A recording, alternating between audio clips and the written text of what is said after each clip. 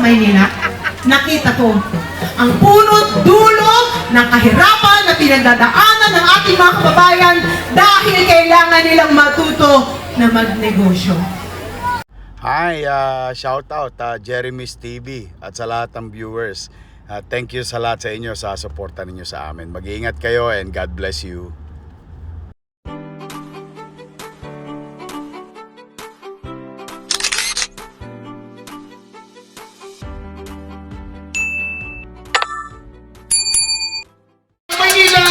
Number 1 sa Balota, Vice Mayor G. Atienza!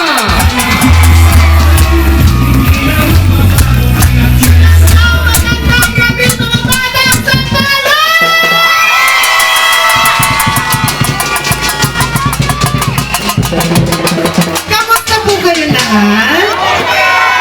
Masayang-masaya kami makasama kayo ngayong gabi. Pero alam niyo, bago ang lahat, ako'y naniniwala sa tadhana. Naniniwala ako na pag ibigay natin ang buhay at ang puso natin sa Panginoon, siya ang huhulma sa ating paglalakbay para dalhin tayo sa misyon natin sa buhay. Ako po si Chia Atienza, ang bunsong anak ng dating puting Mayor Nito Atienza, direktora ng Kababaihan ng Maynila. Nakatadhana na tumayo ako dito sa inyong harapan para maging vice-alcalde ni Yorme Isko Moreno Tumagoso!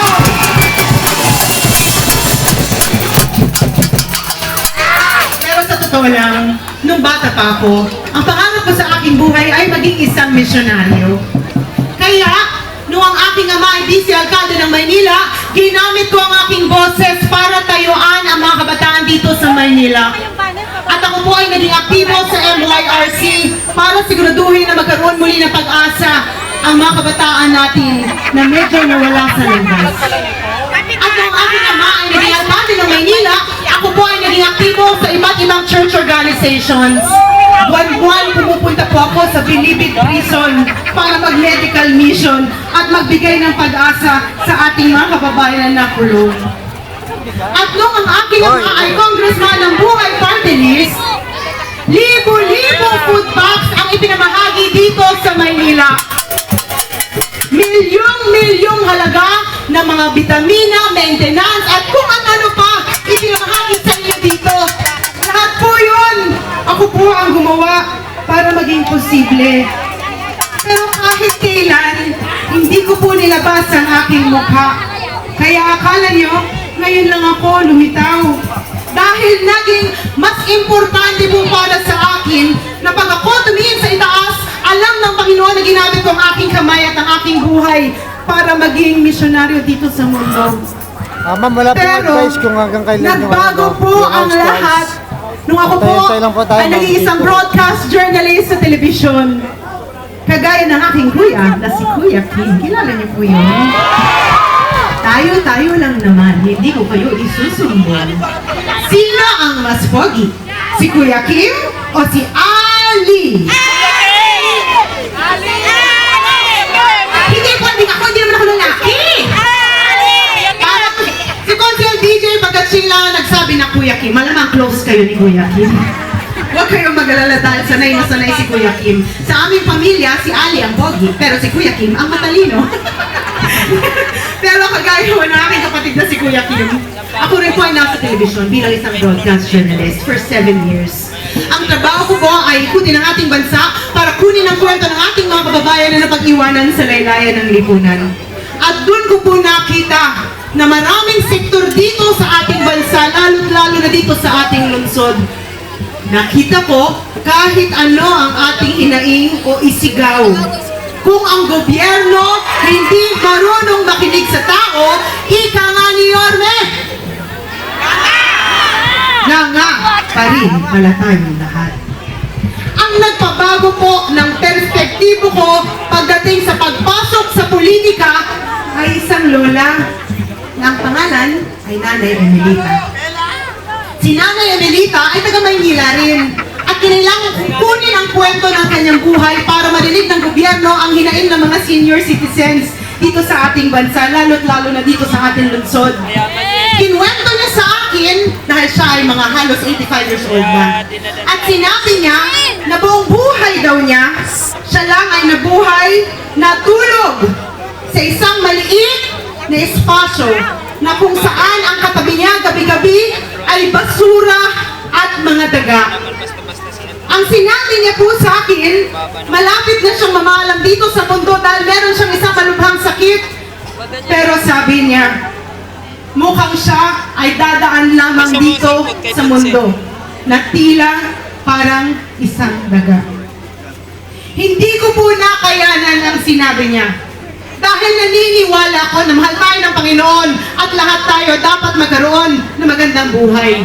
Ngunit doon ko po nakita na kung ang gobyerno gumagana, dapat walang nanay Emelita na dadaan dito sa ating mundo, lalo't lalo na dito sa ating lungsod.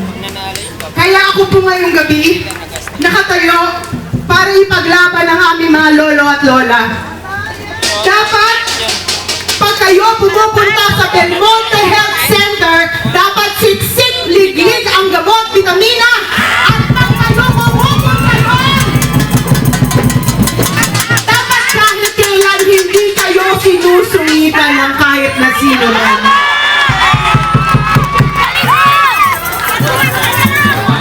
Yan na pag nanganak ka, dapat nakasmayan yung magpapanganak sa'yo. Kundi yari ka paglabas ng anak mo, magiging dakilang si Mami.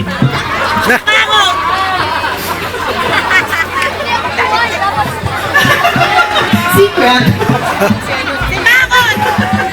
Huwag kayong mag-alala dahil balang araw sa amin ni Yorme, sisiguraduhin namin na ang lahat ng mga health centers at ospital dito sa ating lungsod magiging siksik, liglig ang gamot, vitamina, maintenance, bakuna, at pag kayo pumunta doon, dapat bumabay ang buhay nyo! Pero huwag natin sisihin ang mga barangay health workers dahil tumutulong lang din sila. Ngunit kailangan makaramdam rin sila ng alaga mula sa gobyerno. Tumatayo rin po ako para sa ating mga kababayan na may kapansanan, lalo't lalo na sa mga senior citizens na may kapansanan. At sa mga magulang na merong anak na may kapansanan. Isang realidad na nakita ko sa aking paglilibot dito sa Maynila, marami sa mga kabataan hindi man lang ma-diagnose at sila lumalaki ni hindi man lang nila alam kung ano ang kanilang kapansanan. Balang araw sa amin ni Yorme, mararamdaman nyo na magiging mas sensitibo ang gobyerno sa pangangailangan nyo dahil kayo ay mahalaga po sa amin. Ako rin po ay tumatayo para sa mga magulang na narito ngayon. Taas ang kamay ng mga magulang. Alam nyo, ang akala ng iba, bata pa ako. Pero, ang totoo, 43 years old na po ako. At halos, okay kayo. What? Okay sila. At meron po akong 3 anak na malalaki na. At halos 20 taon na po akong may asawa. Kaya tay, hindi na po ako dalaga. Dalang-dalang.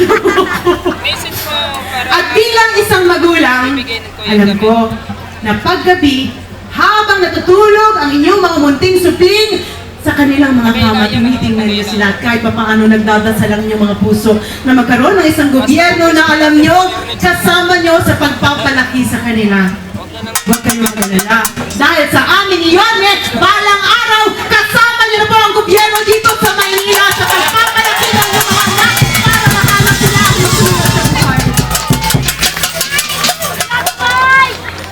Tumatayo rin ako para sa mga miyembro ng LGBTQ+ community. Alam nyo, narinig ko po ang inyong boses at nalaman ko, marami sa inyo bata pa lang, marami na kayong inindang diskriminasyon. Huwag kayong mag-alala dahil balang araw sa amin ni Yorme, pantay-pantay na oportunidad para sa bawat Manlenyo. Kahit ay pangalan sa gobyerno. Nung kami po nag-house ni Yorme kasama ni Kong JTV at ang lahat ng mga Yorme's Choice, narinig po namin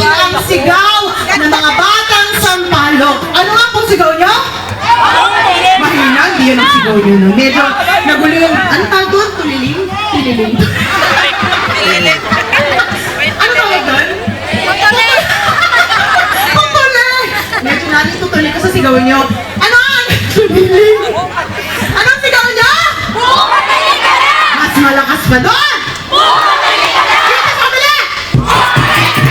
Dito sa kanan! Alam ko bakit sinisigaw nyo. Para sa aming mga lolo at lola, alam ko, miss na miss nyo na ang gatas na ensure. At alam ko rin, miss na miss nyo na ang malalaking cake na nakuha nyo tuwing kaarawan ninyo. Ngunit nalaman po namin, Nay, ang malaking cake naging cupcake. Pagkatapos naging cupcake, naging biskotso. Tapos ngayon daw, pati biskotso. Wala ka na, mama! Huwag kayong mag-alala dahil konting-konti na lang at babalik na po ang lahat ng yan para sa inyo. At para sa lahat ng mga Manilenyo na narito ngayon, alam ko, kaya nyo sinisigaw na bumalik na si Yorme dahil miss nyo na bumalik ang isang gobyerno dito sa Manila na mabilis kumilos at alam nyo, importante ang boses nyo. Na dahil babalik na si Yorme Isko Moreno!